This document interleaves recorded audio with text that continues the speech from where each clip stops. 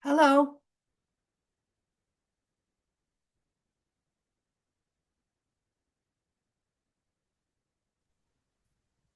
Hello.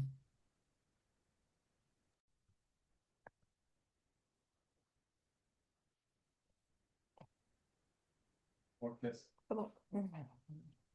I'm on the thing. Hi, Brenda. I'm Tori. Hi, Tori. Nice How to are meet you? nice to meet you. Nice to meet you too.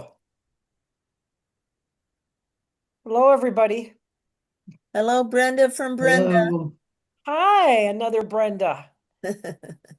We call that in Spanish your mi tocaya, my namesake, Ah, and your namesake.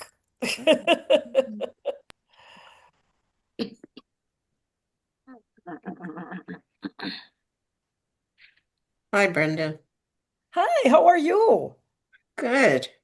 That's great. I love the background, your background. It's beautiful. Yeah. It's preferable to my closet. Yeah. It's a clay painting.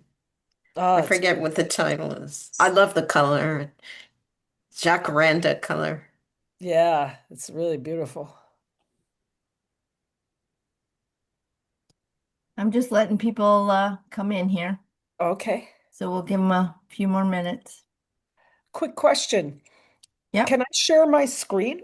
Yep. Okay. You should be able to if you let me see if I got you enabled. I'm going to make you a co-host and then you should be able to. Okay, great.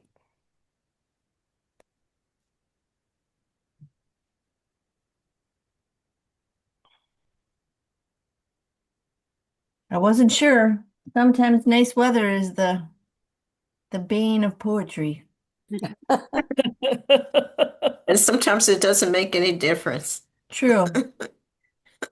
Well, hopefully, if they're out enjoying the weather, they'll have some good topics for poems at the end of it. I didn't get any SOSs today, so hopefully everybody found their email links.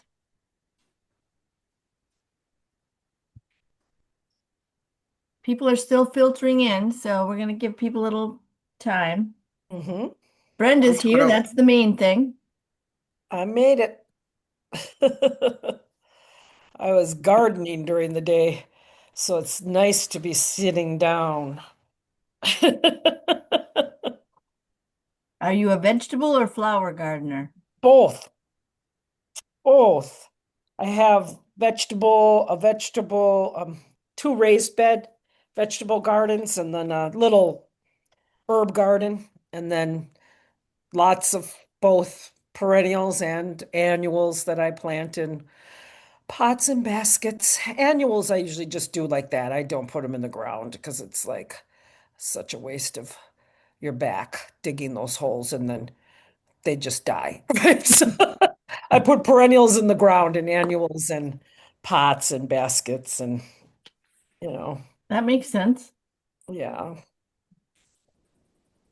It's a good idea now because there's so many salmonella instances with vegetables in the Oh, markets. yeah, yeah. Yes. Cucumbers, tomatoes, Mm-hmm. and then it was lettuce before. Yeah, a lot of times lettuce. Yeah. Hmm. Yeah, I'm not growing lettuce, but I am growing a lot of different pepper plants, tomatoes, eggplant, zucchini, Wow. You must have a beans. lot of land. It's a very weird thing because my house is right in the middle of the city. I'm not in the suburb. I'm in Milwaukee proper on a big street that like used to be a truck route. And yet, this there's like it's like 0.65 of an acre back there. And it's just very weird because you usually don't see that in a city, Mm. you know, Yeah. not on a city lot, but I guess it's landlocked by alleys. And I guess a long, long time ago, the city owned that property back there and they were going to turn those alleys into streets and parcel it out for houses.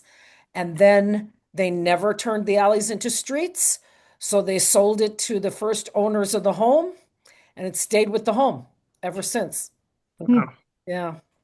And so That's I'm happy. lucky. Yeah, it's really Yeah. lucky. Yep. I love it because back there I can't like hear any noise on the street or I'm way back there and I'm it's pretty quiet back there because of the it's just like I say, just alley, so you don't have a lot of people I've got a going. patio about as big as a tiny coat closet. Yeah, I had little like I had the last house I was in, we didn't have any backyard. It was just a side yard, That's what this so is. hmm And there's no sun. Well, and in California, that's a trick Yeah. to have no sun, but I manage it. I figure You're we'll in give. California? Yeah, Southern California. Oh, Oh, I'm And we had a sorry. thunderstorm 2 days ago. Oh yeah, so did we. hmm It was nice. Where in California are you, Robbie? I'm in Lake Forest, not far from Irvine. Oh wow, how nice. I was just out at Yeah. Marin County. I did Oh, wow. a yeah, so beautiful. Oh my God. I did a That's eight reading hours from here. from you. Yeah. I did a reading at a library there where the like it had huge windows and it was in the forest. So there were these giant redwood trees like right outside the window. And I was like, oh my God, I would live in the library. It's I so keep being beautiful. invited to read there. Oh, you And should. but I can't because it's just so hard to get there. I don't drive on Uh-huh. freeways, and where would I stay? And I'm terrified of the airplanes now because they're all crashing Uh-huh. into each Yeah. other. I flew in. I flew into Oakland and then my host picked me up at the Oakland airport and then I stayed right near where in a hotel near where our events were. I also read at San Quentin at the prison, Oh, mm, wow. and that was fantastic. It was I'll just bet it was. fantastic. I mean, the inmates were incredibly polite and grateful and kind and talented because we ran an open mic for them um after the reading and it was really something. It was the first time in my life I got a standing ovation oh, wow. from That's 35 amazing. men in Stephen. Yeah. It was something. It was really special. Well, if people would pick me up at the airport, I would certainly think Yeah. about it, but Yeah. they never want to. Uh-huh. Yeah. Well, I I got a should. new book coming out this year, so I might think about it. Do you know Francesca Bell? Uh-huh. Because she's the poet who brought me out there. So, I'll maybe, talk to her. yeah, she's fabulous. She is. I love her work. Mhm. Okay, I think that's Ready? there might be people that kind of still filter in, but I'll admit them. I think we have a good group that have joined us so far. I'll just introduce hmm myself. I'm Tori Grant Wellhouse. I'm the regional VP for Wisconsin Fellowship of Poets, and I'm also the one who kind of coordinates these workshops. And I would like to introduce you to, I'm just going to say Brenda because I know I'm not going to do your last name justice. It's fine. You can say it however. Our current Wisconsin Poet Laureate, who's going to lead us in a workshop. Welcome, Brenda. Thank you. Super happy to be here. Zoom is nice for that, that we can gather from all over the place, and I think we have a chat. So if anybody wants to drop in the chat, where you're tuning in from, that would be fun to see as we go through all the different places that you might be coming from. So it's nice to see you all here, and I would do introductions, but there's so many of us that I think it would take a really, unless, it would take a long, long time, right? It's quite a few people. Woo! So anyway, I put together this little workshop that I gave the funny name to about I'm fixing to find that funky bubbler. Pronto, I think is what I called it. Because I've often I think the thing about my poetry that I get asked about the most, that people seem to be, interested in talking about a lot, is the way in which I mix languages in some of my poetry. And, not all of it. I write many poems just in English and, even in just one register of English. But I also, I would say, I don't know, usually about a third of the poems in a book will mix English and Spanish together. And, people are always curious about that and interested in it. And, why is it that you do that? And, how do you think about doing that? And I do it for a number of different reasons. I mean, one reason is that I grew up in a household where both English and Spanish were spoken.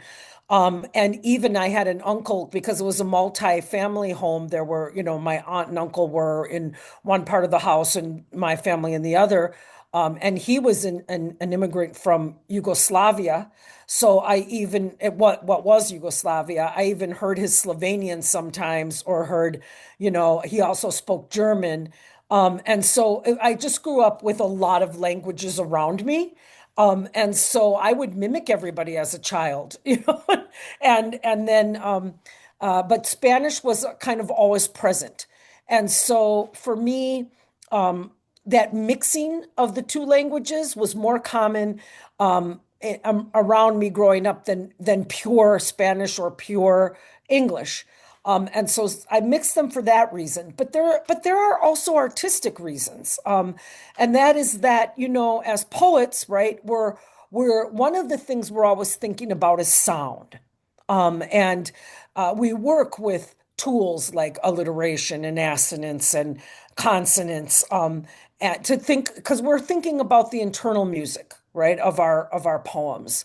And that was another thing I could do by mixing languages, is I could get like I could have alliteration that was moving from an English word to a Spanish word to an English word. And I always just found that kind of a lot of fun, that interlingual alliterating or rhyming or what have you. And so there are definitely artistic reasons for doing that, as well as familial ones.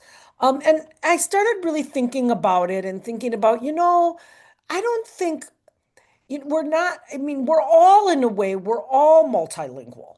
Whether or not you actually have a second or third language, as in German, French, Spanish, Italian, whatever, Russian, besides, you might have that. A lot of you might have that. Great. But even if you don't have another official language, right? We all speak in multiple registers all the time. There's a register that we use for work, right? And it's a different register, and even sometimes a different diction than we use when we're with our family and friends. Or we might have even a particular kind of family lingo. We might have a dialect, that it isn't necessarily a language, but it's a dialect, and it could be a regional dialect. Or some other kind of dialect. And some of you, I'm sure, have professions where there's an entire rich vocabulary that goes along with that profession, but step outside of, the profession, and others might not know what you're talking about, right? So, I mean, think of the medical field, and think of how often we ask doctors to translate what they're saying into everyday English, right? So that we can understand it. And there are many professions like that. So when I think of mixing different languages, I also think of maybe it's a dialect that you're mixing in with standard English. Maybe it's um, again, maybe it's a jargon, a particular jargon of a particular workplace, or the jargon of technology, for example, that you're playing with and mixing with your standard American English. So in a lot of ways, I think, we all have that. We all have multiple languages. And so I thought it might be fun for us to read some poems together, talk about them, poems that are using different languages or different registers of language.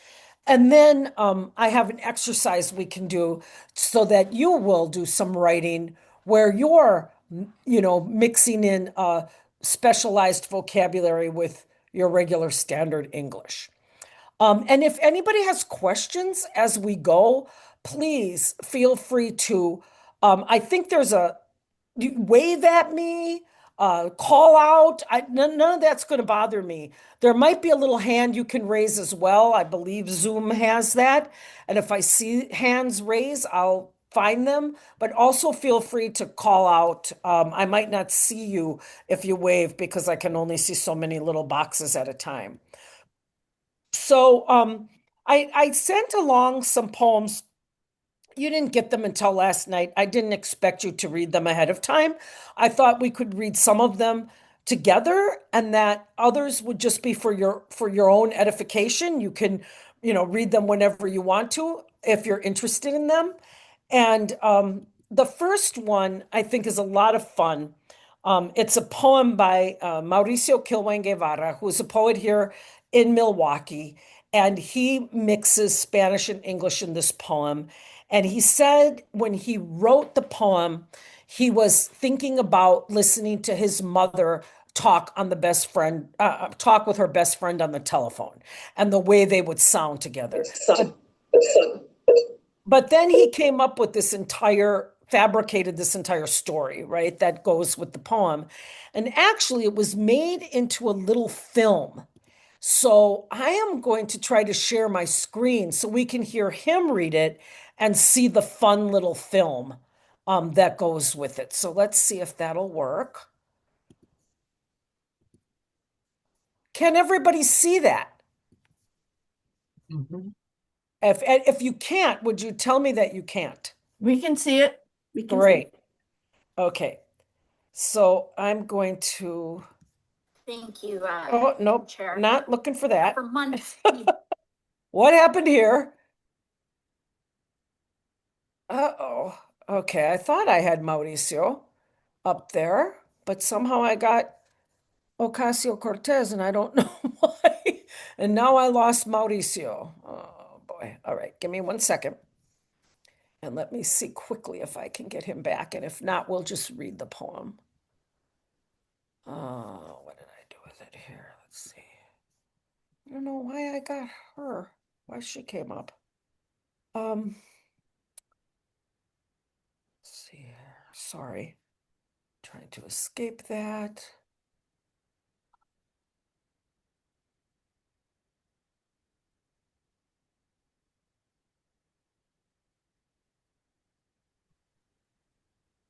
Let's see. Let's just read the poem together. If I find it later, I can play it for you later because I don't want to take up too much time trying to search for it. So I did send you, it's the first poem in the packet you had. So if you want to follow along, you can. And he calls the poem Doña Josefina counsels Doña Concepcion before entering Sears. And Doña is just a fancy way to say, ma'am, Mrs. or not, or, yeah, Miss Josefina counsels Miss Concepcion before entering Sears. Conchita. Debemos to speak totalmente in English cuando we go into Sears, okay? ¿Por qué? Porque didn't you hear lo que pasó? It say on the 11 o'clock news anoche que 2 robbers was caught in Sears. And now this is the part I'm not completely segura que I got everything, porque Channel 2 tiene, tú sabes, that big fat guy that's hard to understand porque his nose sit on his lip like an elefante. Pues the point es que the robbers, the police say, was 2 young men, pretty big, y one have a hairy face and the other is calvo. That's right, he's baldy. And okay, believe me, que barbaridad, porque hairy face and Mr. Baldy goes right into the underwear department, takes all the money from the caja, the cash register, and mira, Mr. Baldy goes to this poor Italian woman that I guess would be like us, 60 or 65, who is in the section of the back support brasiers, and he makes her put a big bra over her head para que she can't see nothing and kneel like she's talking to God to save her poor life. And other things horrible, pero the point, como dije, es que there was 2 of them, and both was speaking in Spanish, y por eso is a good thing, Conchita, so the people at Sears don't confuse us with Harry and Baldy, that we speak English only. Okay? Ready? Oh, what a nice day to be aquí in Sears, Miss Conception. Okay. Okay. So, I mean, he has a lot of fun, right? With this the way that his mother spoke, right, when he was growing up, and imagining this whole scenario, right, where they would be worried about being mistaken for the robbers, right, who happen to speak Spanish. And so you've got, let me ask people, and feel free again to just put your mic on and just join in the conversation. So did anybody have trouble following it, even though it had the Spanish in it, or Yeah. was it contextualized enough that you were able to follow?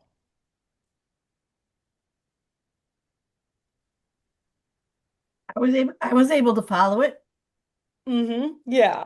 He sometimes even translates within a line, right? Like he says the caja, which means box, right? The cash register, So he does a little bit of that, right, to help you.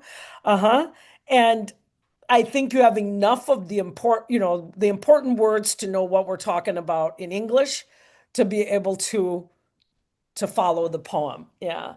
And what does the Spanish being present in the poem do for the poem?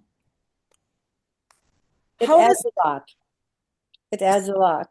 And Uh-huh. it makes it really fun to see how they mixed it up. And then the last line was so precious. Yeah, right. Because there you have the irony, right? In that last line, oh, what a nice day to be aquí in Sears, right? So even when they're trying to speak completely in English, they can't quite do it. They have to put those 2 little words in Spanish, right? Yeah, certainly. Well, you couldn't write a poem like this without doing it in both English and Spanish. Right. Yeah. So what I hear you saying is you would lose the whole meaning of the poem, Exactly. right? Yeah, exactly. And I think it's kind of responding. I mean, he wrote this in the 90s, so it's been around a while. And I think it was kind of responding to notions of English only too, right? And he was kind of making fun of that idea of making English the only language that we could speak here in the United States, right? And, So, and the way he twists the name to be misconception, because that's the whole thing. yeah, that that's was funny, right? And Mhm. Concepcion is very common Right. in Spanish speaking countries as a name, but we Yeah. don't go around calling people Conception, right? Right. It's just like Jesus is very common. And technically it means Jesus, but in the United States, we don't name people Jesus, right? So when people are named Jesus, it'll often be translated here to Jesse, because here in the United States, it would feel like, what's the word I want? Irreverent. Thank you. Exactly. To use Jesus. Uh-huh. Does So, Concepcion have a nickname in English? no, not that I know of. Not Mm. that I know of. Maybe, but not that I know of. Yeah. So anyway, so that was one. And then I also had in the packet another one here. If you go to the second one, it's mostly English, but we see Sucho mixing in a little bit of Korean, telling us what it means, right? And using the actual written script for the Korean, and which is something that those of us who don't, I mean, even people who might speak it but don't know how to write it wouldn't necessarily know, what that means. But she tells us, right? So she's got this poem. Would anybody else like to read her poem, Wisdom Teeth? Don't worry about trying to pronounce the Korean, just so I'm not the one talking all the time. I would. Thank you. Thank you so much. So chew wisdom teeth. The dentist says I have two wisdom teeth forever sleeping sideways. I tell my parents this and point to the back of my mouth. After thinking all my molars were dead, they smile, exclaiming that it's time to get my out. They're wrong because means love, not wisdom. Takes a whole car ride back to settle on the fact that wisdom teeth are love teeth, that wisdom is this. And I ask why, and they shrug and say, that's how it is. Like the time Stacy had a sleepover. We all talked about the garden snails in her fish tank. Later whispered how we put them in Stacy's pillowcase. After our mothers came to get us past midnight, we were all home trying to answer, why didn't you consider feelings, and wondering if anyone else found it funny that our moms were asking us to consider wisdom's feelings. Yeah. So, I mean, here there's a bit of humor as well in the sense that these two words are so close to one another, right? The Korean word for wisdom and the Korean word for love, right? And the notion they're so close to one another, and then maybe confusing them for one another. That happens a lot with cognates too in another language, right? We have in other languages there are cognate words that like pronunciation in English and pronunciación in Spanish, right? They're very similar, but you have to be careful with them because sometimes what you think is a cognate is not a cognate. So if you don't want to tell somebody in Mexico that if you that you're embarrassed by telling them estoy embarazada, because if you tell them that, you're telling them you're pregnant. So, so embarazada is not embarrassed, right? But oftentimes cognates are very close. And so here we have wisdom and love.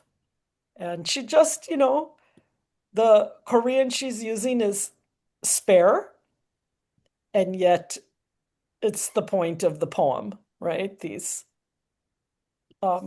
notion of wisdom and love. So I thought that was a good example. Yeah.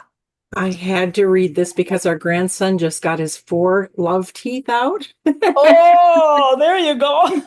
And he has 6 aquariums. So I think, will enjoy this.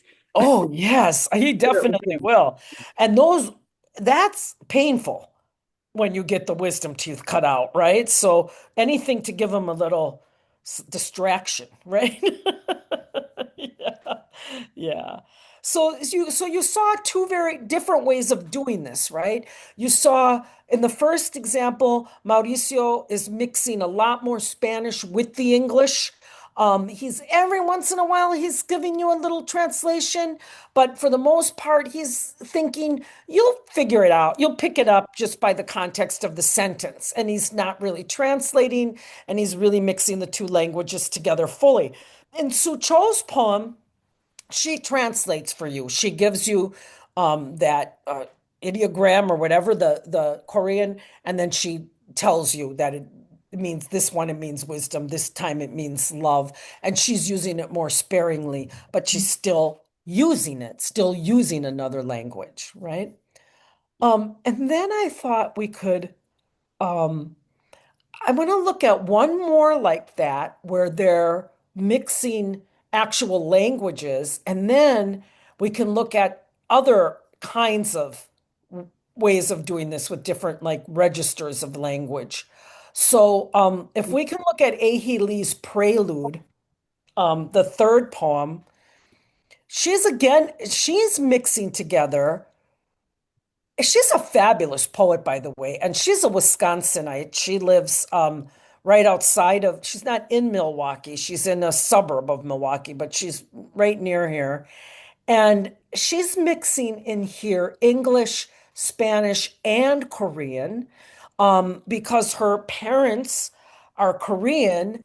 And when she was a little girl, they were missionaries and they moved to Peru. And so she moved from Korea to Peru as a child, grew up in Peru, and then came to the United States. So she's trilingual and really completely trilingual in all three languages. She just blows my mind, right? And then the way that she uses them in her poetry. So this prelude poem comes from her book Asterism. And again, when we get to the Korean, I looked up the Korean and then she's got Spanish mixed in with the Korean, and I can translate it for you. So, prelude, traduttore, unknown.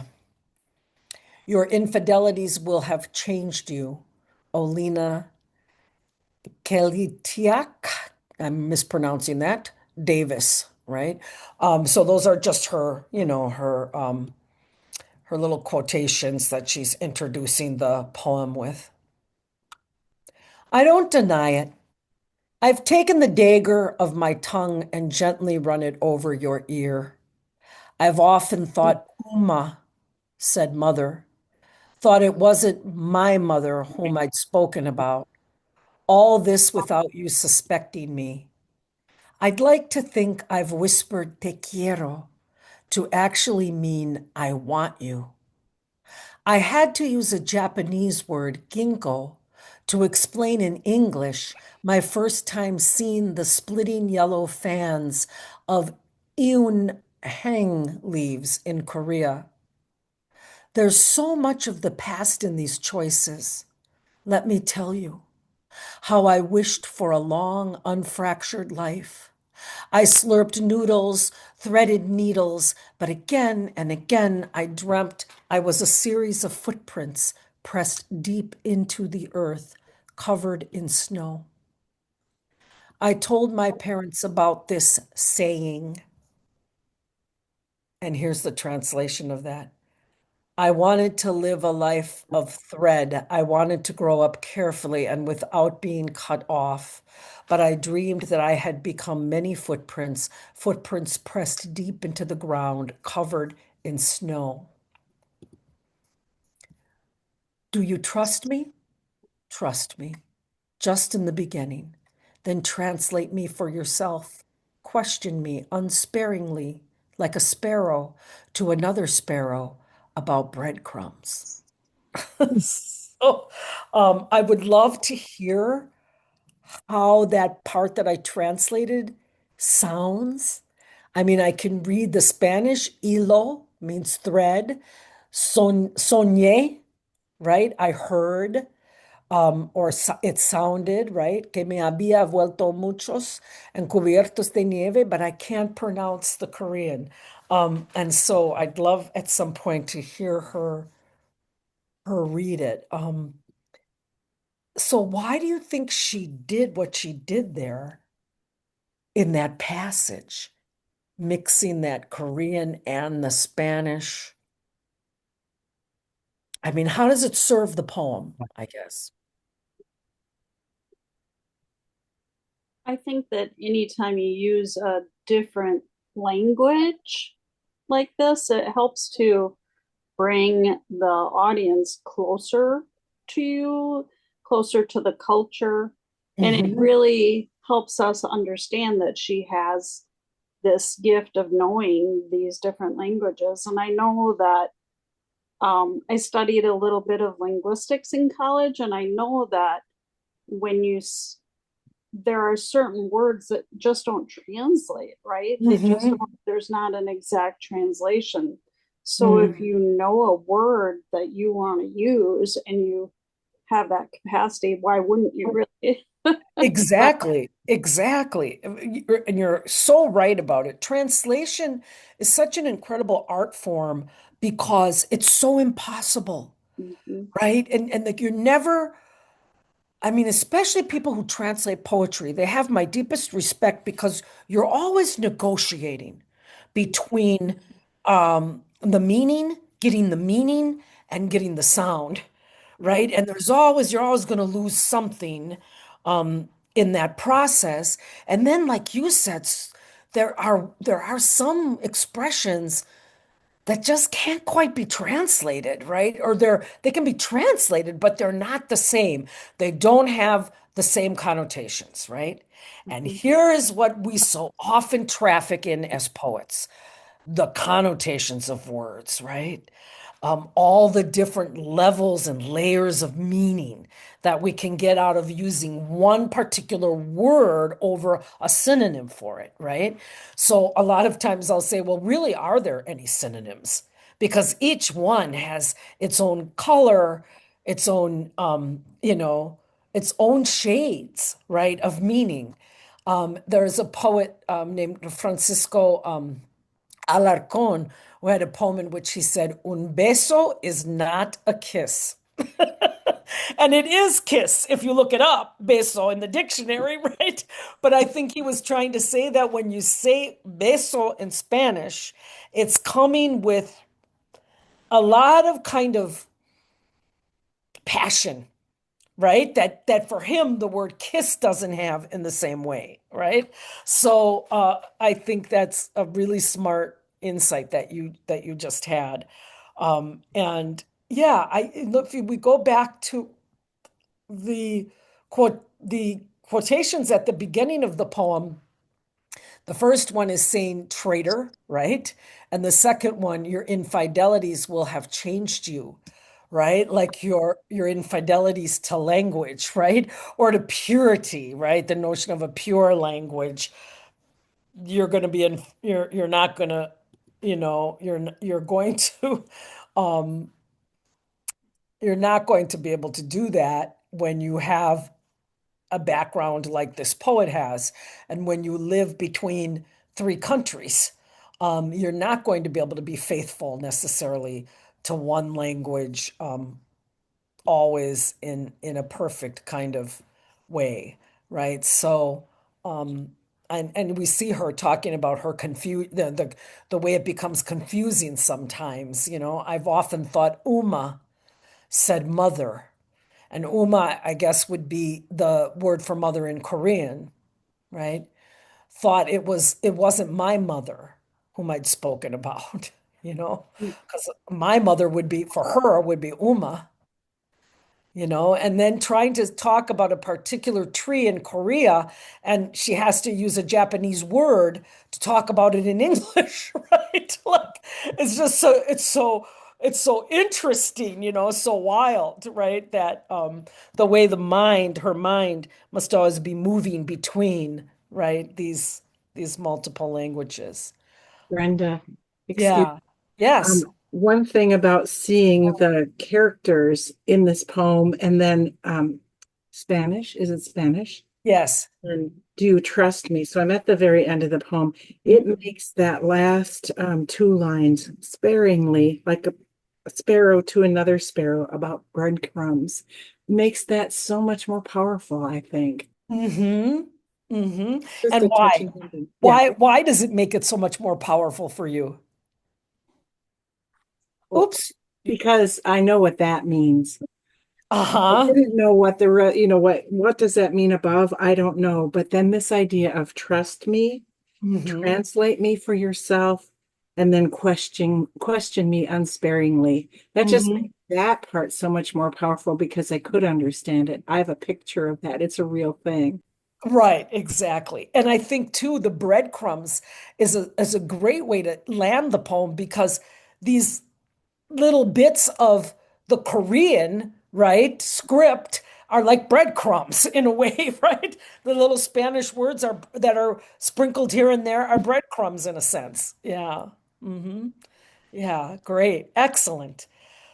I'm Anybody have any questions so far? Because the next thing I was going to move to was a different kind of poem where it's not actually a second full language, right? But instead a kind of diction, right, of a particular um, workplace.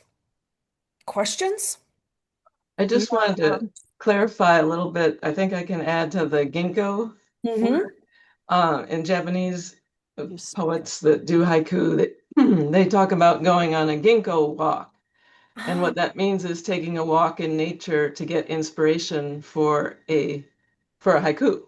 Oh, that's And great. so I think she's saying that the leaves were so beautiful, she was actually inspired by them, Hmm. inspired enough to write poetry or whatever. Hmm.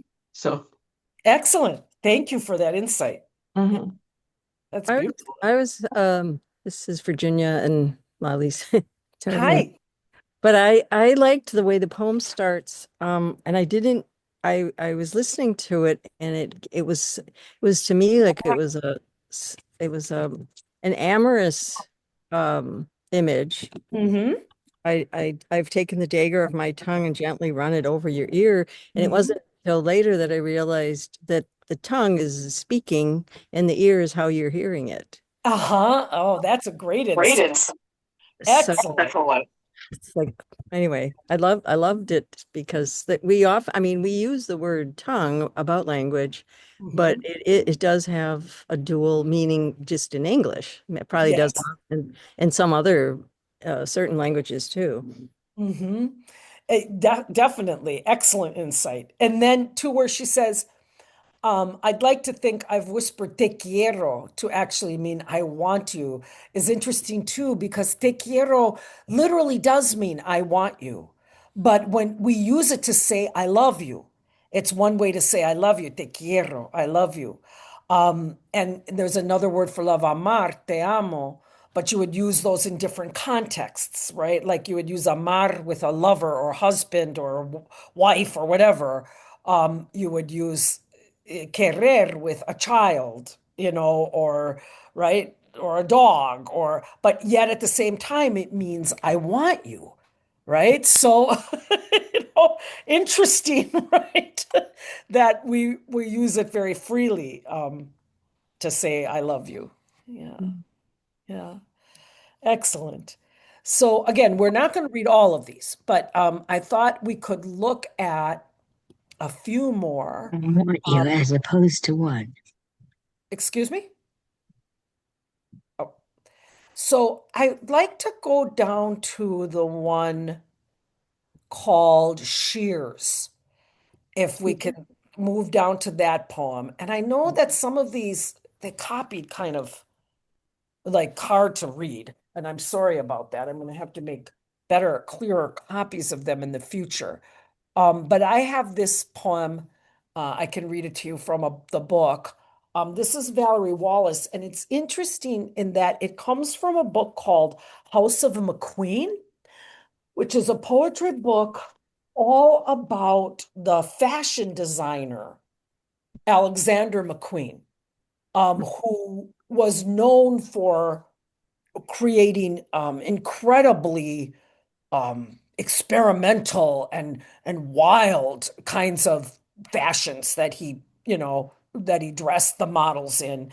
And often his runway shows were more than just models walking down the runway. They were performance art, right?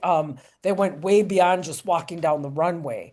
And so she has, all the poems in here are dealing with McQueen, and sometimes he speaks, sometimes the models speak the poems. So a lot of them are persona poems. Sometimes others in the fashion industry are the ones speaking.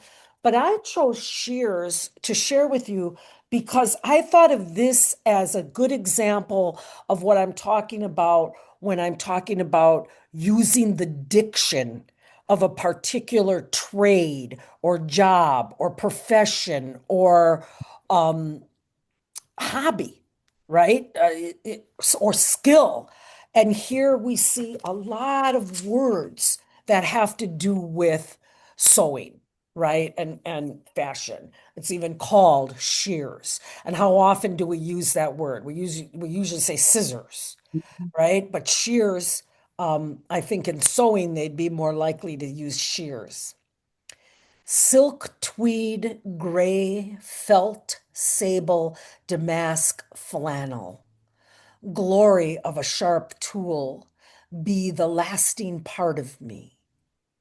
Plip, scoot, slew, all sounds fall still. Have you seen the fox? Which way did he go? He go.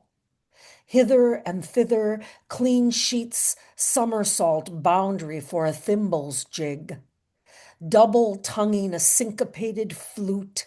Listen sharply, the hues are parting, sliding up and from the blazing center. No slake for hunger. Of quick, of nimble, two ships run together like quicksilver, driven by a storm along the littoral. I've cut away the waist, curved flay of shears. It's only cloth, whisper scissors in my ears. So, what are some of the words you see here that come from sewing, from being a tailor, from being a fashion designer? Let's find all the words in the poem that are coming from that. And anybody can shout them out. It seems like the action words, I mean, there's the words for the material right from the beginning, Right. that by your first line, but then there's the sharp tool, which is sort of obvious, but then the plip, scoot, slew, Yeah, exactly. and Great. then it's off with the hither and the clean sheets, which is the thimble's jig, which is Mhm. the thimble on the finger, Yep, the thimble. and the Yep. double tonguing of the Mhm. syncopated flute. Like I think fluting is a term in Yes. certain To flute the edge. yeah. Hmm. But then Exactly. she's using the hues are parting, and then sort of like the words it starts to become about the words themselves rather than the stuff of the fabric. Hmm. Hmm. And double tonguing is musical, if I'm not mistaken. Mhm. Hmm. Hmm. And yeah, and we even can picture, like in that line, sliding up, and from the blazing center, I almost see the scissors, right? Sliding up the fabric. At least that's what I see. Um, uh, yeah. And It's then kind of sexual too. right. And then the literal, Littoral, that's coming from work with fabric, and that has to do with fabric. I can't remember the actual definition of it, but we should look it up quick because I know it's a sewing term. I've cut away the waist, and then the flay, another word, the flay there. cloth, right? And then, like you say at the very beginning, all those silk, tweed, gray, felt, sable, damask, flannel. So the poem is just loaded with those words about cutting fabric and working with fabric. And I guess if you're going to write a book of poems about a fashion designer, you had better, you know, get get together a diction, right? That is going to, ring true, right, on the page for those reading the book. And I think, and she does this over and over again, and it's really interesting to read the book as a whole and to hear all the different voices she brings in. Yeah. What is the fox about? I, I'm not sure what the fox is about. Um, oh, it might be. I wonder if it has to do with um McQueen.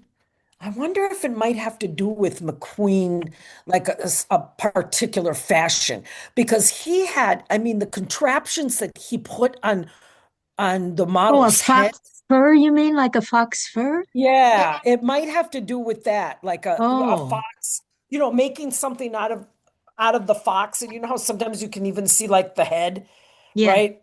And yeah. he put like he sometimes the hats that the models would wear would like have a crow in them. They would have like animals in them, and it was really wild. If you look him up, you can find him easy if you Google him and see some of the designs. They were really art, more than anything anyone would ever just wear down the street. A lot of them. Yeah. So that's what that might be about. Otherwise, I'm not sure. But I really enjoyed the all the language of sewing in there. And so, if you don't have a second language, what we normally think of as a second language, you do, because you have the language of particular, like I said, hobbies, professions, what have you, that you've been involved with throughout your lifetime. Um, Let me see, there's another kind of poem in here that does this with language. I'm going to skip that. Oh, these are interesting. Okay. So here we're going to see like the diction and even the mimicking of the um the kind of syntax used in advertising, and the kind of tone used in advertising. So if you go to the poem, I would say it's like maybe the third from last poem, fourth page from last, by Monica Ong, and it's the bottles. It's their actual bottles, and they say they have a picture of a woman, and then the text is below. And you'd have to make that a lot bigger to read it. I understand, but I can read them to you. Has everybody found that, the picture of the bottles? Yeah. Okay, so this is Monica Ong from her book Silent Anatomies, and she does a lot of what I call visual poetry. She's got a new book out that's just like a visual feast. I can't wait to dig into it. I just bought it. This book came before that one, but she has a number of poems in this book that are these bottles, and she actually created the bottles, right? As objects, so poem objects. And then she photographed them and put them in the book. And so the first one is she titles Whitening Solution. And that would be the bottle on the left. And the text reads like this: Young May's Whitening Solution. If you have white skin, you can cover 1,000 uglinesses. Chinese proverb. To use, apply liberally to clean face and body daily. Our patented triple whitening complex is formulated with tyrosinase enzymes to stop hyperpigmentation. Infused kojic acid neutralizes facial hair and other ethnic features. Also contains glutathione to even out blemishes such as freckles, scars, and birthmarks. With the help of exfoliation agents, the initial effects of this complex can be seen within weeks. Studies have shown efficacy in elevating social standing while lowering incidence of racial profiling by 27%. Pooled analysis of single females who have undergone this whitening treatment reveal a 45% higher success rate in securing marriage proposals. Try together with Young May's oral whitening rinse. Okay. And then we have Young May's oral whitening rinse in the bottle on the right. Okay. And this one begins, beautiful words are not truthful. The truth is not beautiful. Chinese paradox. Lose your accent in 30 days guaranteed.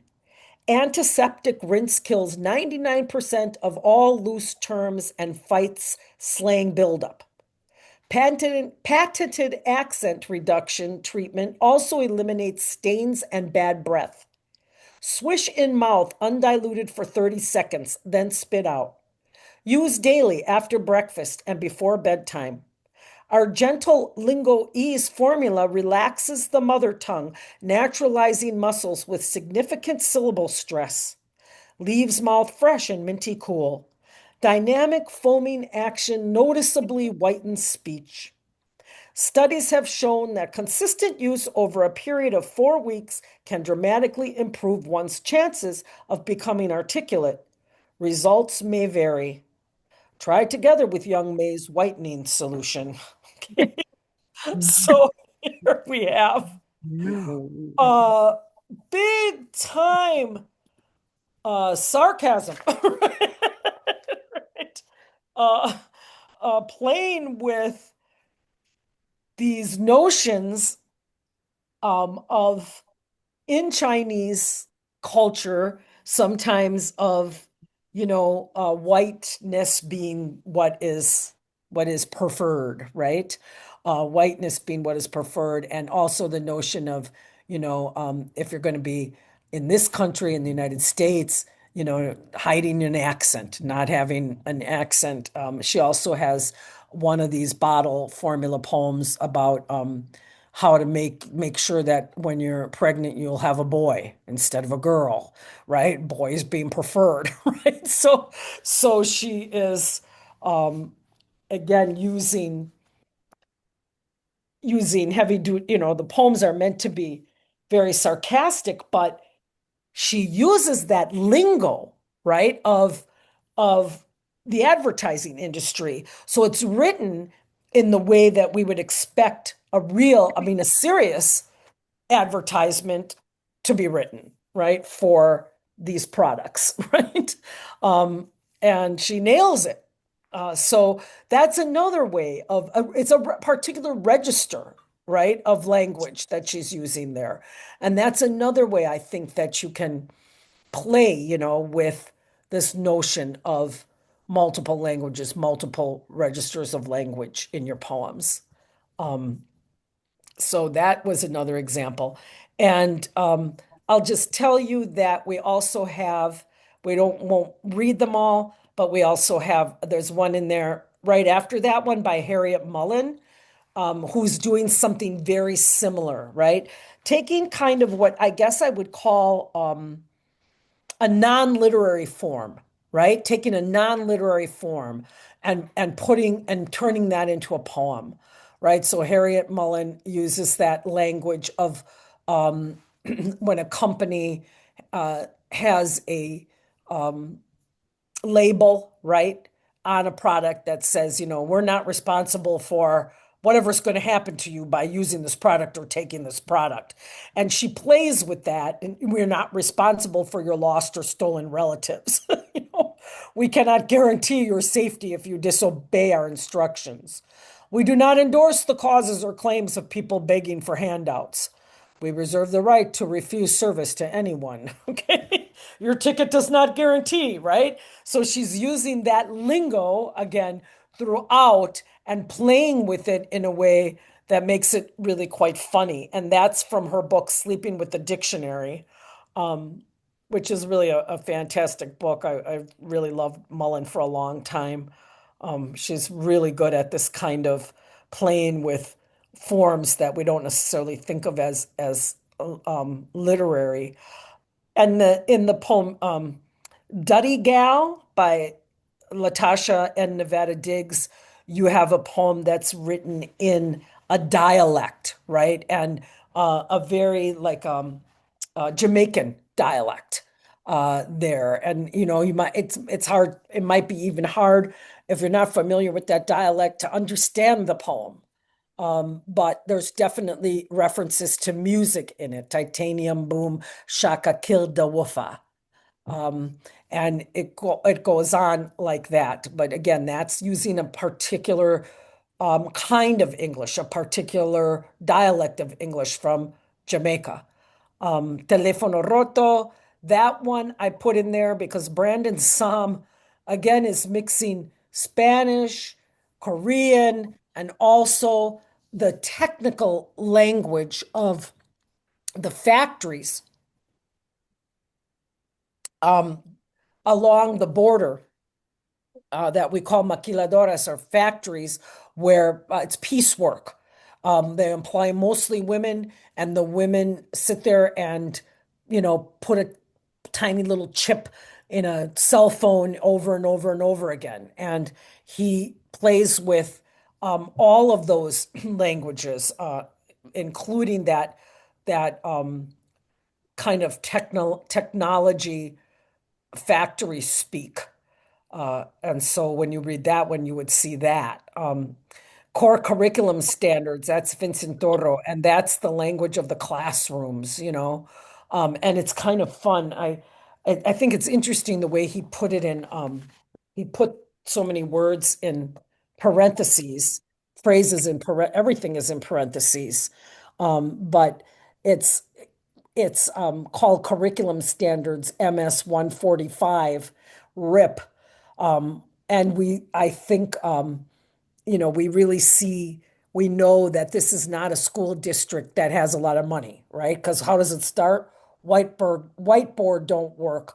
Closet where Emiliano keeps his project on sea pollution won't shut. Fatumata learns to find square roots on three-legged desk. She answers Adnan daily at lunch. Kaylani conjugates verbs in her building stairwell, shares her room with four siblings. AC don't work, bookshelves arid, and it goes on, and we get all these images and words that are indicating things we would see in a school or a classroom. And working with Jimmy above a drop ceiling, I included because it contains a number of words that have to do with the physical labor of installing. In this case, they're installing lights, a particular kind of light in a ceiling. But he uses words like slag. We inhaled slag wool in the throat of a Tennessee summer, installing cheap can lights, and we get other diction throughout, saws, drills, etc., that has to do with that kind of labor. So I put together this packet to give you a sense of all the different ways to think about what I'm going to have you doing next. And so if you have more than one language, even if you don't feel like you're perfect at the second language, that's fine. Don't worry about that. If you have a second language, feel free to use words and phrases from that second language. And if not, again, think about these other ways that I'm talking about being multilingual. It doesn't have to be another official language. Again, it could be regional, like Milwaukee, bubbler, We're the only people that use that word, right? So it could be regional. It could have to do with your own particular family. It could have to do with a lingo that a group of friends uses. It could have to do with a hobby or a craft or a job. And so what I would like you to do is open we sent an attachment to you that is a Word document, and it's just an empty grid. It's like an empty table, and it was a Word document. If you can all open that and bring that up on your computers, if you're writing on computers. If you're not writing on a computer, if you're writing by hand, you could just draw one for yourself. It doesn't have to be perfect. You don't need a ruler, you know. You can just draw the empty grid. And we're going to use the grid to, there we are, to populate it with words that would work with whatever your second language or second lingo is. So what I'd like you to do is take some time to populate that grid and just kind of put the words, don't have to do it in a certain order. You just want to put them wherever you feel like popping them into that grid. So, for example, if I was going to write interlingually in Spanish and English, I might start thinking of some of my favorite words in Spanish and just popping them in the grid. I might think of words in Spanish that I find that are related to cooking, maybe, or that are related to family, or they could be related to a theme as well, but they don't have to be. You can just pick the words you like the sound of, words you like the meaning of. If you're going to work with the diction of a particular job or hobby or whatever it is, then fill your grid with those words. Okay, so I'm going to give you some time to do that. And don't edit yourself a lot. Just whatever comes to mind, pop it in. Yeah, I see a hand, Robbie. Yeah, I don't see how to put words in it. Maybe that's because I don't ever work with programs that have this kind of grid. Do you have a Word document? Oh, of course, but I tried to put a word in and nothing happened. It said you had to have permission. It does? Wait, Yeah. that's strange. June Nerschel, are you sharing your screen? Is everybody else seeing this weird No, pegboard? no, I don't know what I'm doing. Okay. Okay, so are other people having trouble filling in the Word document? Yes. You are, Robbie. What I did was I just I cut and pasted, but then you get a different kind of grid, and so I just expanded the categories. So I basically made my own. Okay. So I don't understand why the Word doc. I'm not talking about the link, not the link to the Google Doc. But it says you need access to edit it. I just printed it out. When you're done. You can request. Let's see. Let me try requesting. Is it because it's a PDF? And if you don't have the PDF? Oh, not the PDF. There was also a Word file attached. So the PDF, so let me explain this. The PDF that has all the poems in it, that has a grid at the end. Yeah. But just ignore that one. When Tori sent you what Tori sent you, she sent you that big PDF with the grid at the end. Forget about that now. And then she sent you also a Word document of a grid. And that Word document is just any Word document, so you should be able to put anything you want in it. But why can't you use the one that she sent? It's a Google Doc, and so Google Doc is not like a Word doc. We have to in this case, get permission to edit Google Doc. Right, but she also attached a Word doc. I didn't see a Word doc. But Yeah. You'd have to. It came in as a Google Doc. I put the link to it in the chat. It came in as Tori. It wasn't an attachment. I saw it as an attachment. No, it was a Google Doc. I'm trying to For some reason, I can't share for some reason. Oh, I'm so sorry. This is so. What's wrong with the one we were sent? The word bank one? What's wrong with using I that? think people can just make a list of words. I mean, I don't Yeah. Yeah, well, you can, but I really like the other thing, I really like the grid because you could just make a table if you can bring up an empty Word doc and just make a table. That's what I did to make the grid. What I like about the grid, and I work with these grids all the time, is it's different than a list because you start to see relationships with words just because of where they happen to fall in the grid.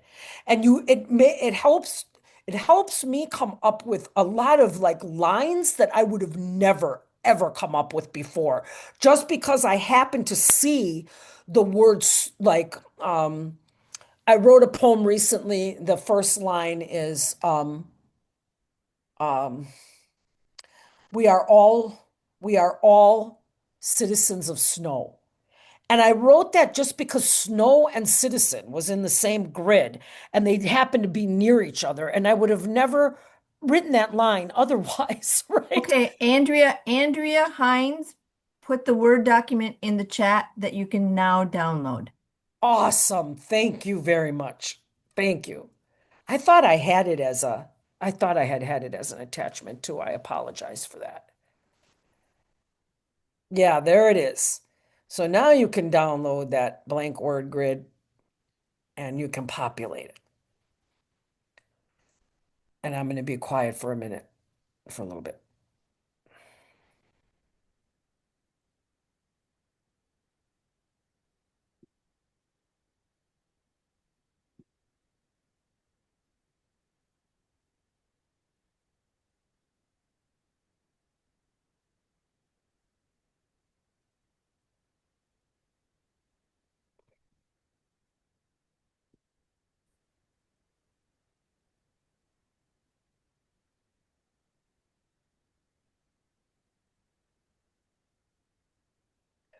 Also, feel free to put regular English words in there as well. Mix them up.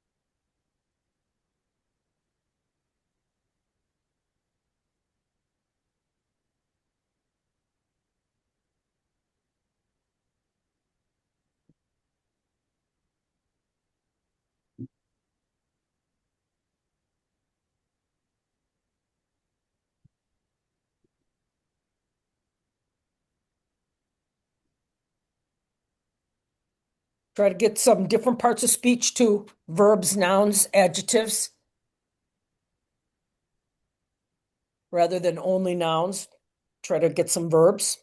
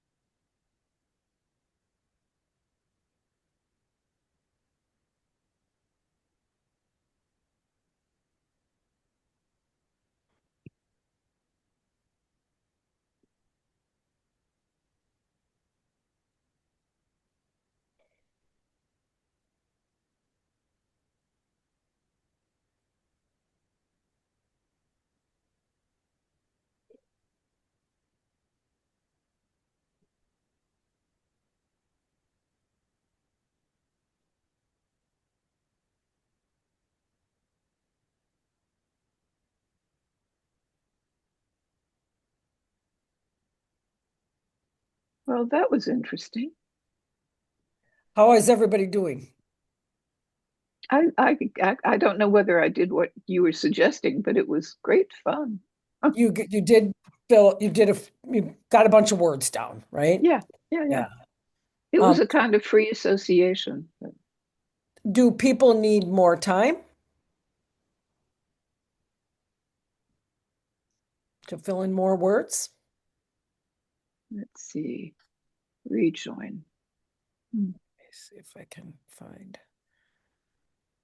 I see people still kind of working. I'm trying to get back to you. You can see what you share. Don't show again.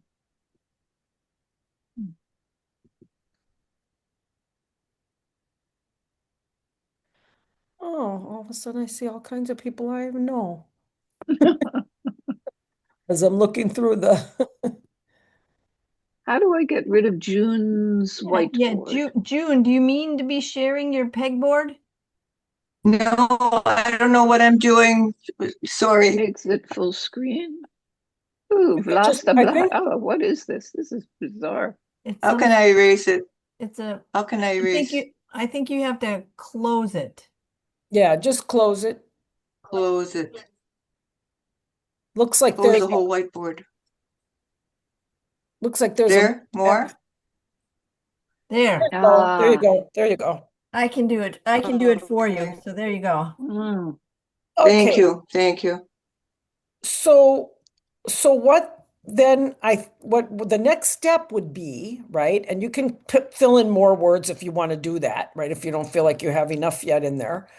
What the next step is to try to write a short poem, right? Or get at least get some part of a poem written, some stanzas or lines toward a poem, or maybe you can write the whole thing using as many of those words put in the grid as you want to, right? There's not a rule that you have to use them all, okay?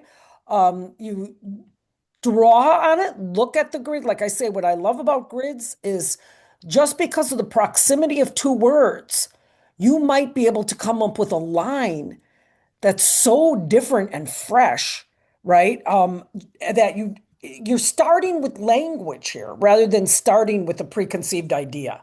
And for me, beginning with language always helps me write a poem that is more that is fresher, that is more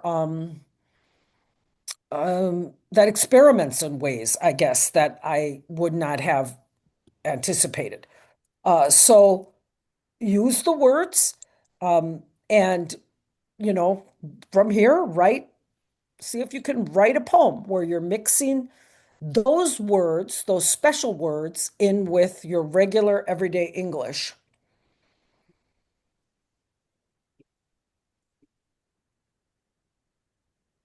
And think about all the things you normally think about when you're writing a poem.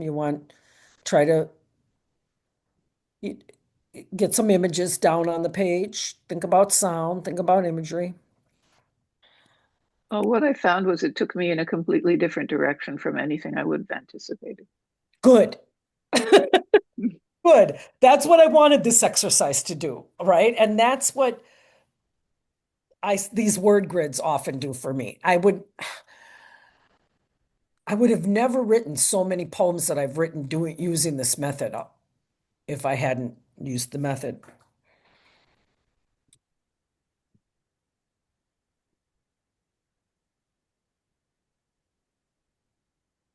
And I'm going to write too while you are writing.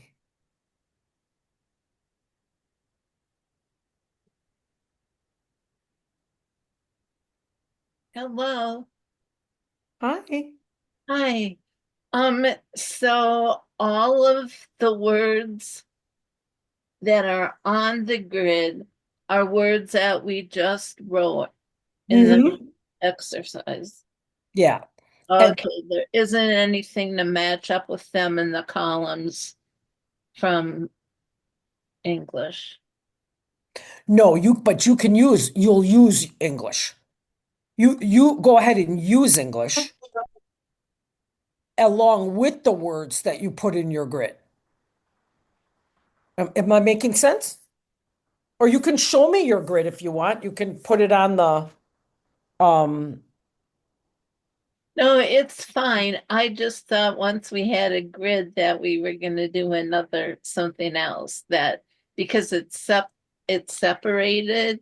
So I thought, one row was this and one row was that. Oh, yeah, no, I didn't intend it that way. I just Right. wanted you to Okay. sort of put like I'm gonna do Yeah. this once. I'm gonna share my screen. Great. So Thank you. here are the wait, that work? I don't know. Can everybody see my word grid? I see it. Yeah, so see, I purposely plunked them in all over the place. And then when I write, I'll use English as well. But I will pull from this word grid some of these words, whichever ones it makes sense to pull in to my otherwise English sentences. Hmm.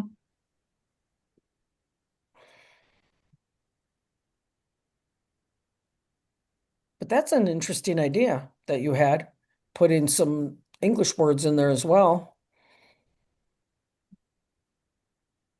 Well, Brenda, I wasn't sure what to do. So what I did was I hopped from box to box to box and did a kind of free association Excellent. from box to box to box to box. Excellent.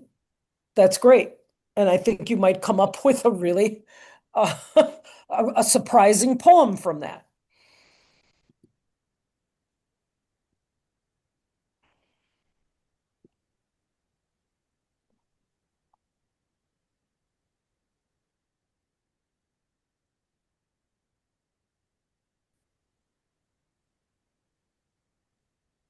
You really could use the grid in a number of ways because you could research a topic and use the grid just to throw in words that interest you as you research a new, say bird watching or something like that. Sure, exactly. I like it better than a list because a list you have to keep scanning down through it. you know. Um, these suggest the way that they're kind of placed in the grid might suggest something that a list doesn't. Um, so like I'm looking at my grid and just looking at these words, I start thinking of something like the amiga happens to be on top of rebozo, right? Amiga means friend, a rebozo is a shawl, right? And all of a sudden my mind starts saying, mi amiga en su rebozo rojo, right? My friend in her red shawl, right? And then I start making a poem because it just happened to start there instead of because I want to write a poem about X. And there's nothing wrong with sitting down and saying, I want to write a poem about X or Y or Z. But sometimes I think it's important for us just to dwell in language and just to start there. It's fun to use a circle also, to put words all in a circle. I've done that many times. Oh, I bet.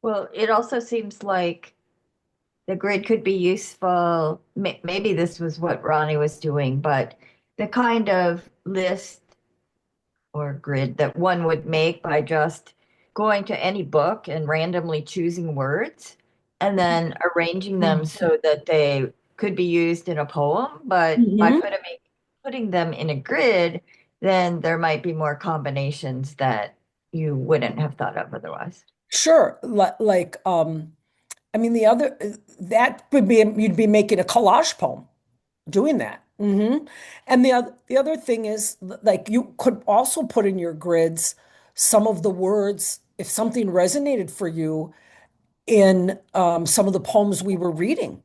You could pull words out of those poems. I mean, not whole lines. You're not plagiarizing. You're just pulling words. Nobody owns words, right? And you could throw some of the words from the poems we read in there. You could throw words from our conversation in there.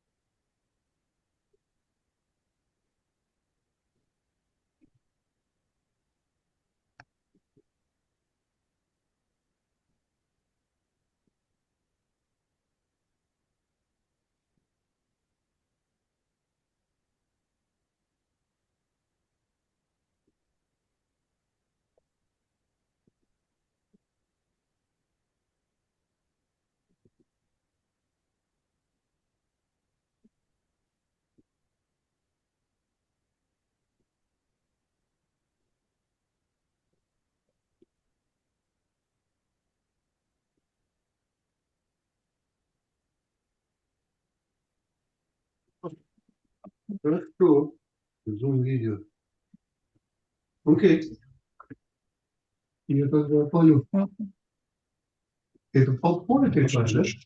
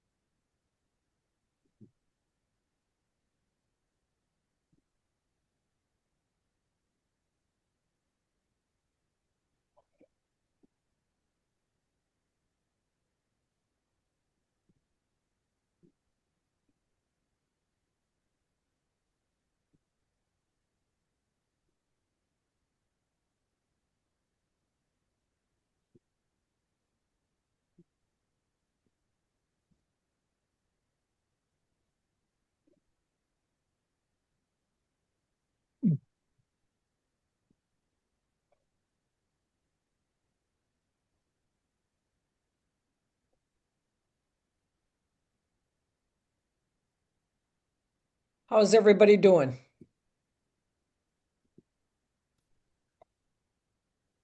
Everybody writing still? Just finished. Yay. Why don't I give you a couple more minutes to, write whatever stanza or finish whatever line or sentence or stanza you're working on. And then we'll see if a few people might want to share.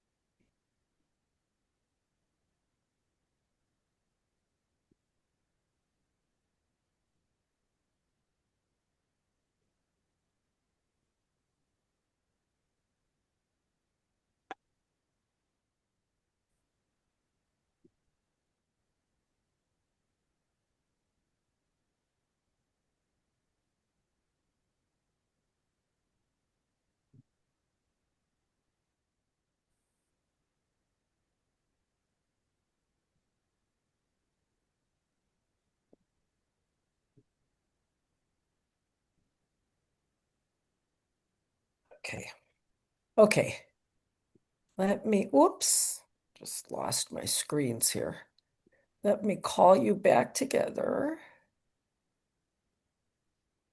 and find you. Here we go. Too many screens open. All right. Let me call you back together. Of course, this is something that you'll probably want to work on more. You may want to work on more later, another day, after you sleep on it. And I don't imagine, I'm sure some of you may have finished and some may not have not finished a whole piece yet, but you probably have at least a stanza, right? You probably have at least part of a piece, and I understand that it's a rough draft. Don't worry about that. Let's see if we can share with each other what we wrote, or maybe your favorite part of what you wrote, maybe your favorite stanza, your favorite lines that you got out of it, or the whole thing. Okay, I see a volunteer, Mary. Okay, I'm going to see if I can share my screen. Do you think I can? Yeah, I don't know. It depends on how she has the controls set. It looks like I Yeah, can. you Okay, so can. Yeah. move things out of my way so I can see it. Okay. Oh, look at So that. You this have a is lot. Let Me Count the Ways. I'm going to see if I can make it bigger for you. Okay. Excellent. So I added some sign language. Let me count the ways. I love you, schmaltzy, skinny slivers, iodine, bare feet, cinders, grubby, toodaloo, my darling leprechaun. Borrow me some Limburger cheese. Shuttle, pack, weave and warp, grubs up, pie is a coolin'. Come home. Fired up cuss, diaper rash, mashed potato hash. Somebody get in here. We need a dishwasher. Wiggle waggle, wheat penny, copper bottom pots are piling up. Slam the door, fireflies. Red Rover, come by me. I was by you. Whispered skin of my teeth. Giggle, Google it, giggles, oogle me secrets. Go to sleep up there. I love you. Oh, that's great. I So that love was how A You put childhood evening. Yeah, I love how not only the sign language, that's great, but the language in general, the lingo, the put it back. You took it away too fast. We'll put it back. Okay. The schmaltzy, just all the it's very joyful and light in a good way, right? Like Right. schmaltzy, skinny, where's some of the Mm. toodaloo, my darling, you know. All right. We I had a like the neighbor who Limburger. was from the south, and she'd always want us to borrow her something, borrow her Limburger cheese. Oh, that's funny. And pie. What's up, Pie. pie? Yeah, Pie. pie. Yeah, there you go. Lots of I fun love the sign. sounds. Go ahead. This sign for home is you kiss your mouth. I mean, your hands are at your mouth and Mhm. at your cheek. So it's where you eat and where you sleep. Ah, wonderful. Excellent. Yeah. Yeah, that's a lot of fun. Wiggle, wiggle. I love how you did dishwasher. Yeah.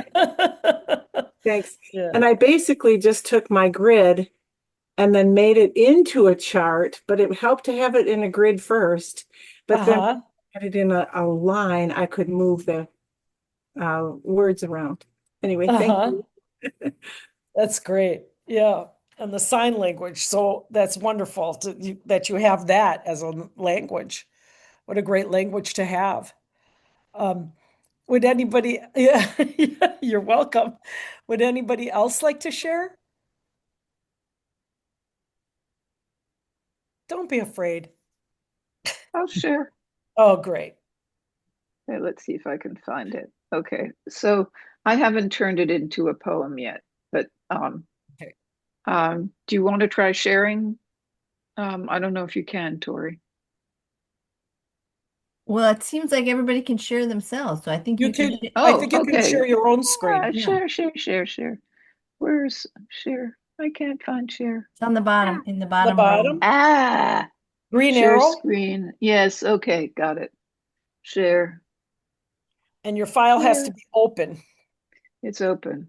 Yeah. There. Okay. There we So go. now I think you can see it, right? Oh, yeah. Okay. Famille, family, terrible, terrible. Qui? Who said that? Quoi?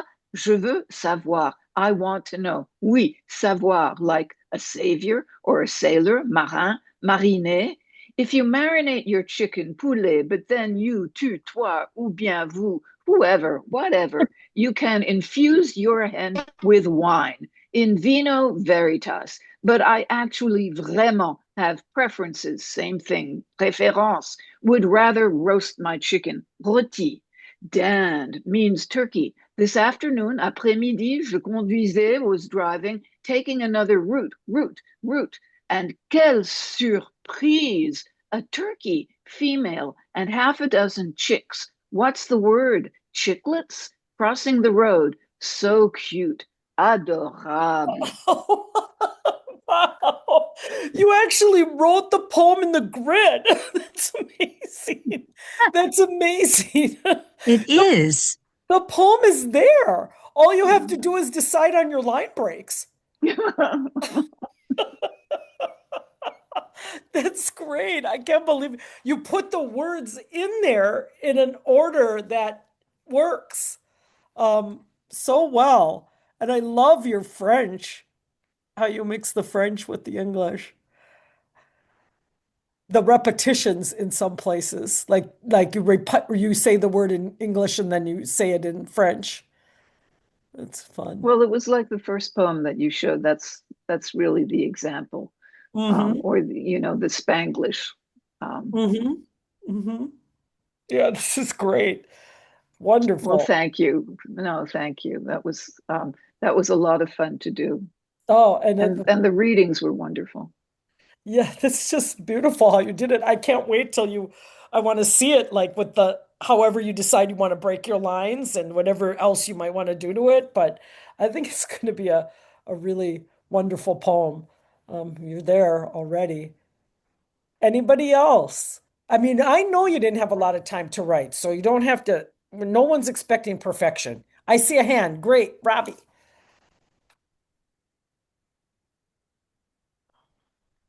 going to unshare my The screen. virtual community is alive and well. We're a big mishpucha out here on the internet. None of us related.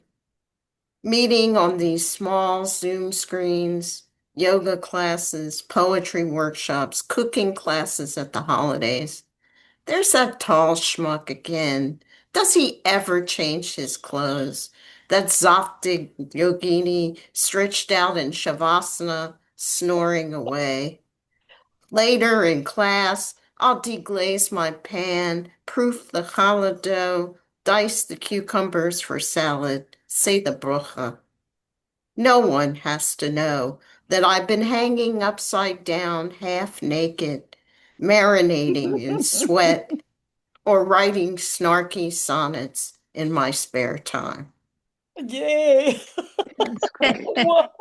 You did exactly what I was hoping to see. All of you are doing it, right? Like exactly what I love how you mixed the languages in there and the poem, the whole tone of the poem is a lot of fun. Great Thanks. job, Robbie. That's a great job. I needed that. That cheered me up. Good. Do I have another volunteer? Remember, I can't see you all, so you might have to take off your mic and just shout that you want to share. Even just a piece of it.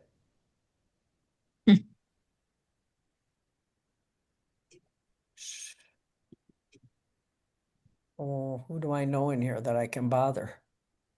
Pepe? How about you, Pepe? Do you have anything you can share? I know Pepe. Okay. Darlene Jeszotarski, do you have I just something? I have some dialogue that could fit into something, I suppose, you know. Okay, let's see what you got. It's a factory scene. Cool. Hey, Hector, you speak Spanish, right? That dude running the slitter called me ese. Should I be ticked?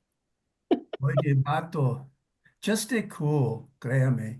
If he wanted to hurt you, you wouldn't be here llorando como un nene.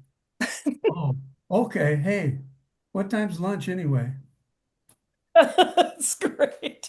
You could make a dialogue poem, you know. There are dialogue poems, right? Where you have the one speaker set up on one side of the page and the other speaker on the other side of the page. So it kind of goes like this. If you can you see what I'm doing with my hands? Yeah. And you know, or one speaker could be in italics and the other speaker in regular font. And there you go. You have a dialogue poem. I did a poem a long time ago about it. Me and a guy speaking Spanish in the factory. Guy getting mad at us. He got real angry. It was a real thing. Dialogue. It was just like, you know, hey, you guys, you speak English, you get out of here, you know. And the whole thing was done like that. So. Oh God. Oh yeah. And you weren't really saying anything about anybody, just No. talking. Yeah.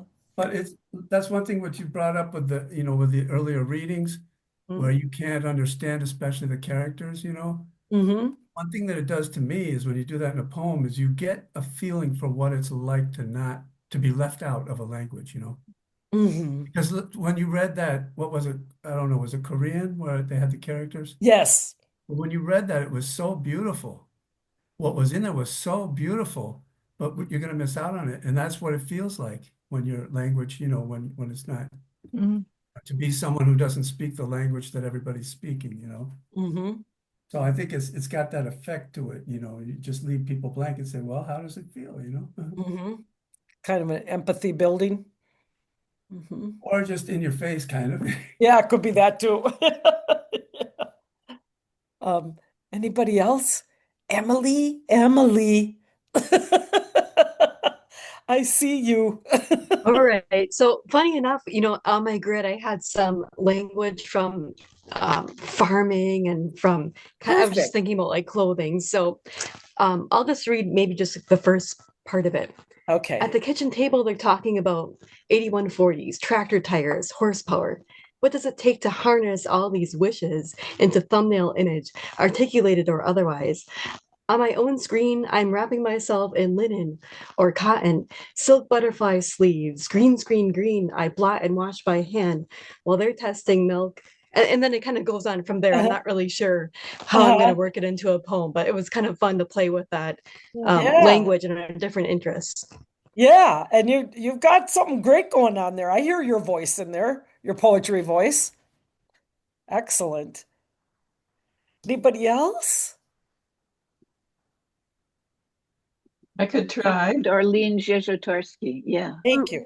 We're having, this is my friend Virgie, Virginia Small. Virginia Small. So, Okay. She's going to read first and then I might. Okay. so I was playing with the grid some of the words that I have from family backgrounds, including Irish and German. Didn't even think to include French, but I loved your story. I mean, yeah. Ronnie.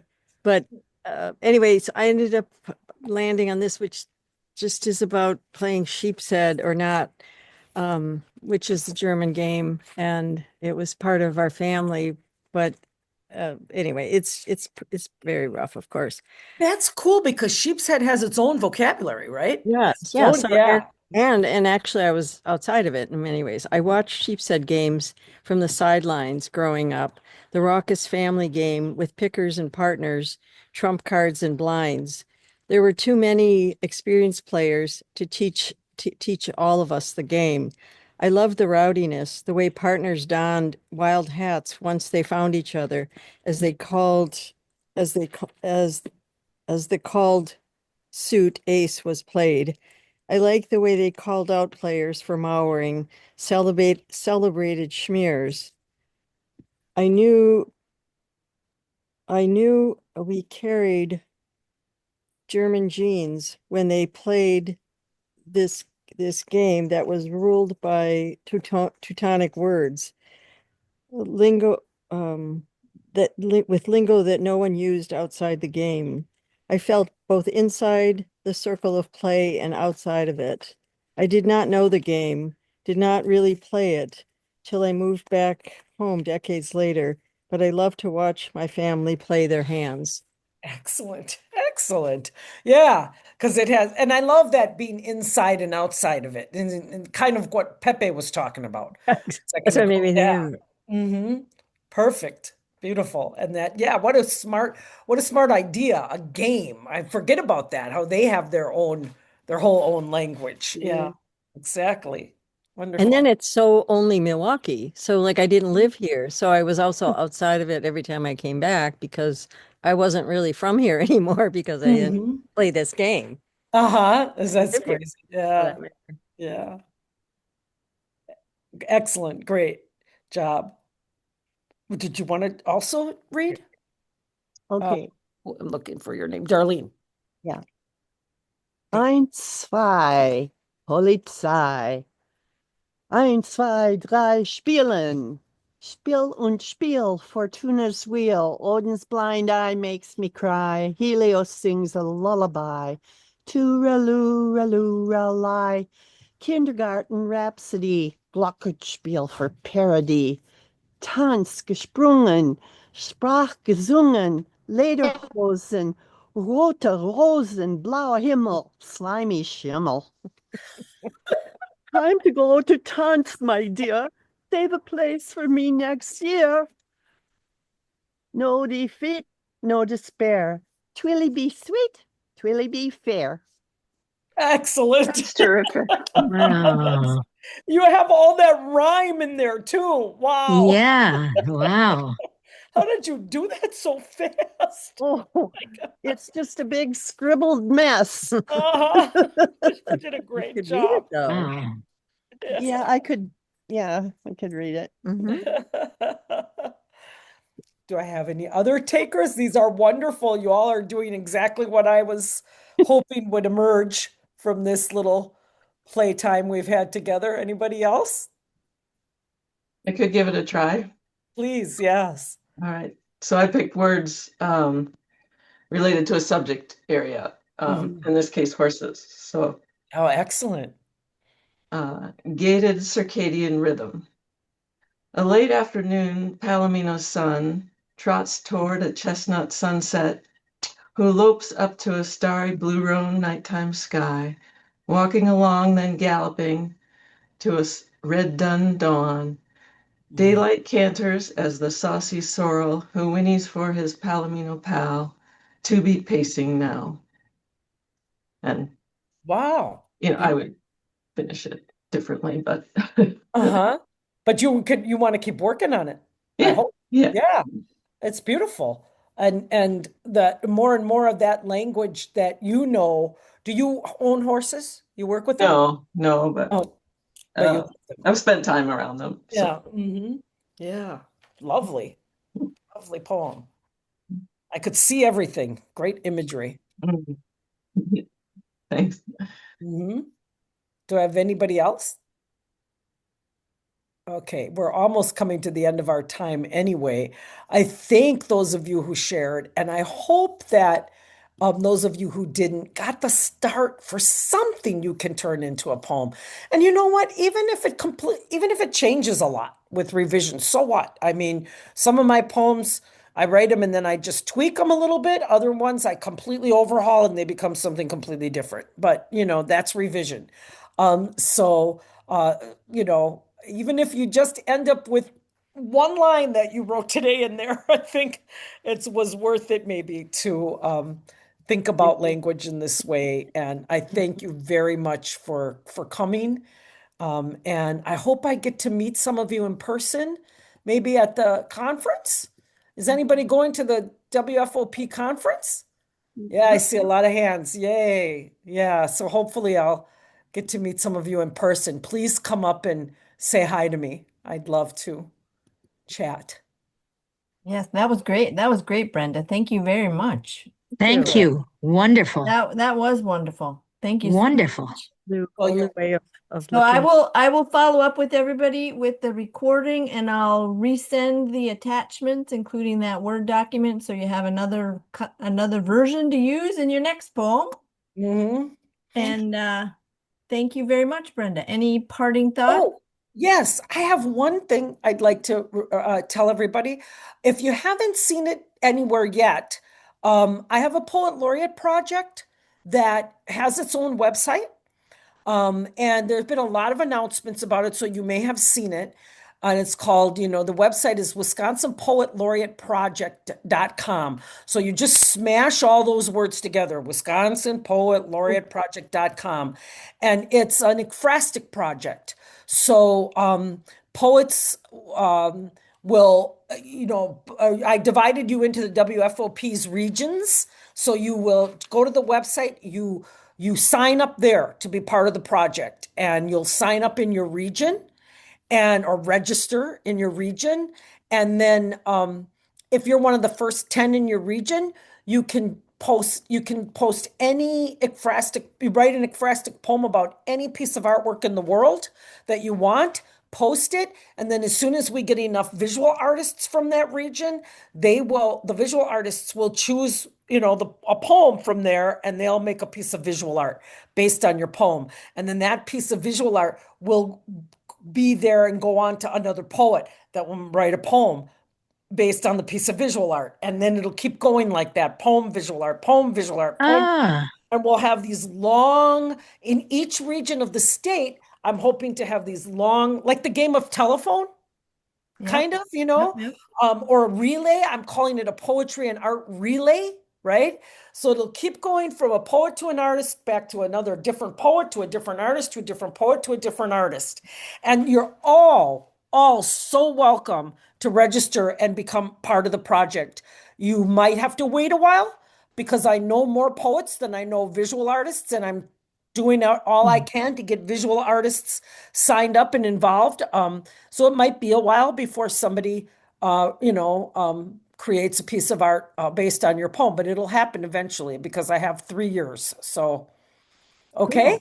Cool. So please register. Please participate. I see somebody shared the link in the chat, so I'll include that. Thank you. I'll include that in my email as well. And please pass the word to others, and especially if you know visual artists, because I need more of them, right? So, yeah. Sounds good.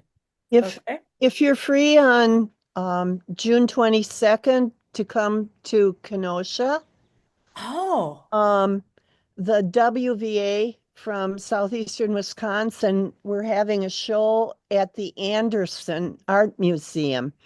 And I could verify for you, but I'm sure it would be fine if you wanted to come or at least have a handout there. I'm participating as an artist. So I couldn't really help with handouts, but I could put you in contact, or if you wanted to come in person, whatever. You know what? There will be a lot of people there. I would have loved to, and it would have been perfect, but I leave for Mexico that day. Oh, that's so sad. Right that day, the 22nd, I leave at like 6 in the morning. I'm going to a women's writing retreat there. Oh, how wonderful. Which That's a bad day. anybody can apply to go to. And you can write in any language, don't have to know Spanish. But maybe, well, why don't you email me? Yeah. Whatever, and at least we'll get the word out to the artists, because yes, that would be great. Because it's a great organization and we support each other. And I would say that there will be many southeastern Wisconsin artists in attendance in addition to the 12 artists who are showing. Oh, excellent. That's great. I'm going to write I don't have a pen right now, but Darlene, or you know what, Darlene, would you mind just dropping? We're Facebook friends, Brenda. We're Facebook friends, yeah. Okay, great. Then I was over at Woodland Pattern with you. Okay, excellent. Then I'll get you through Facebook. Okay. Okay, excellent. Perfect. Thank you, Darlene. Sure. I just signed up. Yay. Great. All right. Okay, sorry, I'm taking us overtime now. Uh-oh. You're fine. You're fine. It didn't shut itself off. Sometimes it just goes, you're done. Oh, okay.